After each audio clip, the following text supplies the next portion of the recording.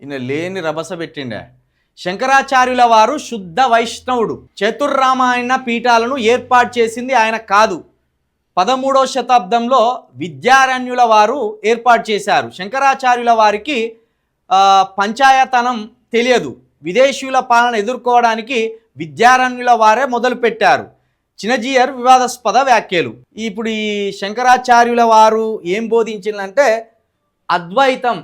అద్వైత సిద్ధాంతాన్ని బోధించిండు. ఈ అద్వైత సిద్ధాంతం ఏంటంటే దేవుడు మనిషి వేరు వేరు కాదు, దేవుడు మనిషి ప్రపంచం మూడు ఒక్కటే.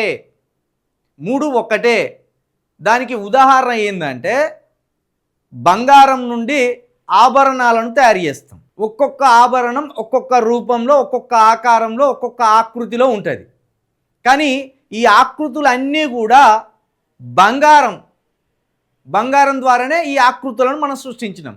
అట్లాగే మనిషి కావచ్చు, దేవుడు కావచ్చు, ఈ ప్రపంచం కావచ్చు, మొత్తం దేవునిలో ఉన్నారు.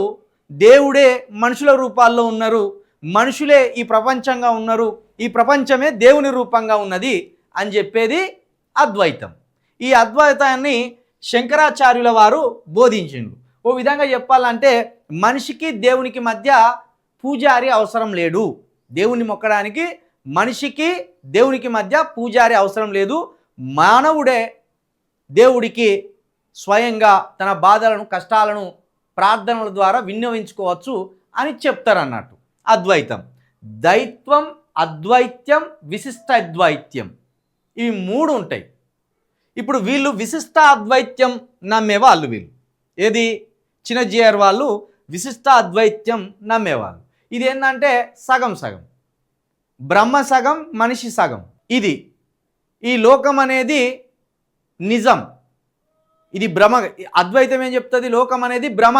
ఈ భ్రమ నుండి మనం పోగానే అక్కడ దేవునిలో మమేకమవుతాం చనిపోయిన తర్వాత. విశిష్టాద్వైతం ఏం చెప్తుంది? మనం చనిపోయే వరకు దేవుని సేవలోనే ఉండాలి, దేవునిలో ఎప్పుడు మనం మమేకం కాము, ప్రపంచం వాస్తవం, ఇది ఏం భ్రమ కాదు అని విశిష్టాద్వైతం చెప్తుంది. దీన్ని చిన్నజీయర్ గారు నమ్ముతారు. దైత్వం అంటే ఏంది?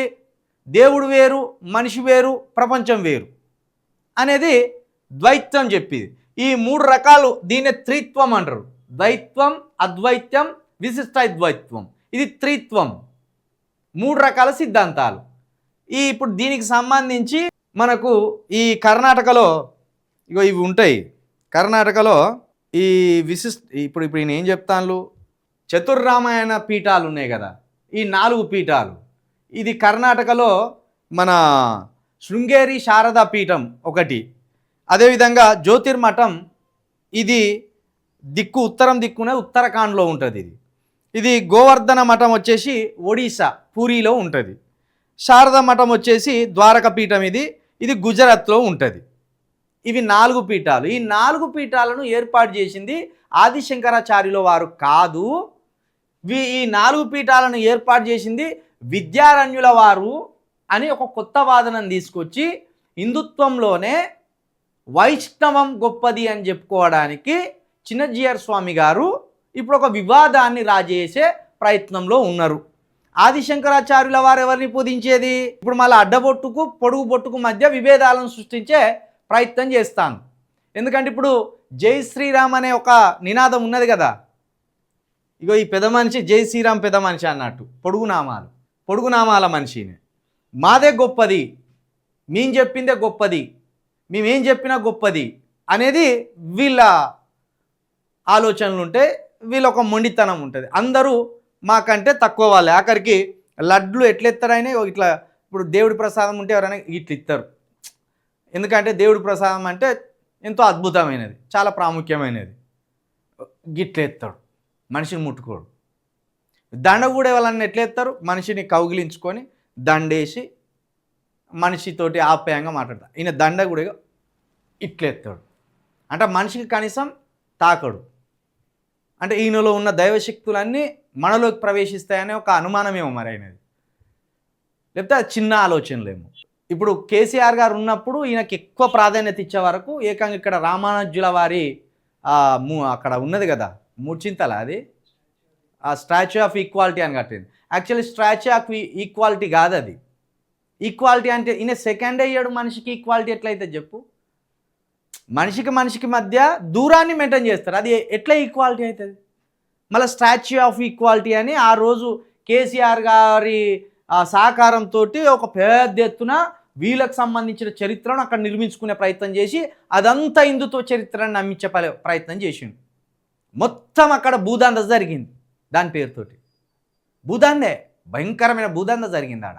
కానీ మన హిందువులు ఏం చేసిండ్రు, మన ఎస్సీ బీసీ ఎస్టీలు అసలు వాళ్ళకి అక్కడ ఏ ప్రాధాన్యత ఉండదు. అక్కడ రామానుజుల వారి దగ్గర ఏ ప్రాధాన్యత ఉండదు ఎస్సీ బీసీ ఎస్టీలకు.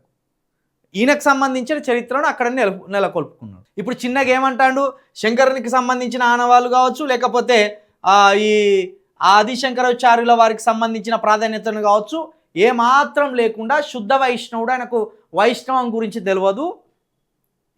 ఏదైతే చతుర్రామాయణ పీఠాలు ఉన్నాయో, శృంగేరి శారదాదేవి కావచ్చు, జ్యోతిర్మార్గ కావచ్చు, లేకపోతే ఇంకోటి కావచ్చు, ఈ 4 పీఠాలు ఉన్నాయో,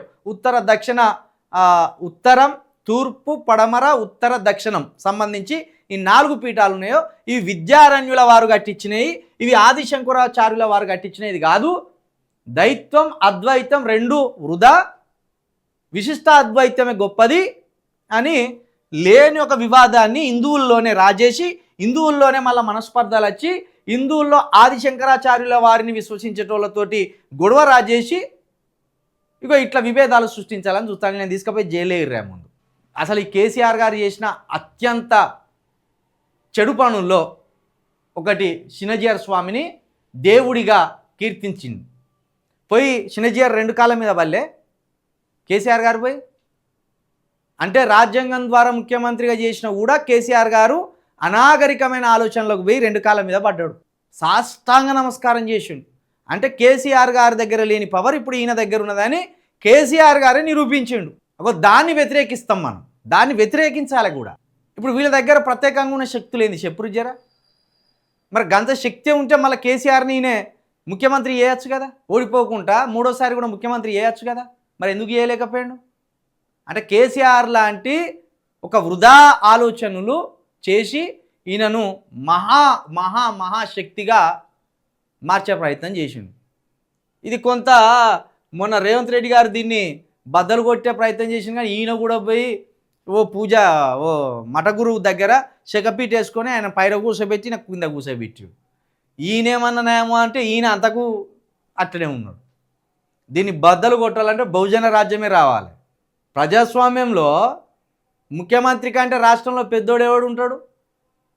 ప్రజాస్వామ్యంలో ప్రధానమంత్రి కంటే దేశంలో పెద్దోడు ఎవడు ఉంటాడు? ఒక గురువులుగా, ఒక ఆధ్యాత్మిక గురువులుగా మీకు నమస్కరించాలి, మీకు మర్యాద ఇవ్వాలి. కానీ ప్రధానమంత్రినే కింద కూర్చోబెట్టే అంత ఆధ్యాత్మిక దైవత్వం అవసరం లేదు. ప్రధానమంత్రి కింద కూర్చుంటాడట, ఈయన పైన కూర్చుంటాడట.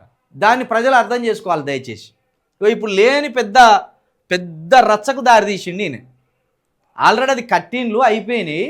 దాని నువ్వు గూగుల్లో సెర్చ్ చేస్తే ఆదిశంకరాచార్యుల వారి పేరే వస్తుంది. ఆ చతుర్రామాయణ పీఠాలు కట్టింది ఆదిశంకరాచార్యుల వారే అనేది వస్తుంది.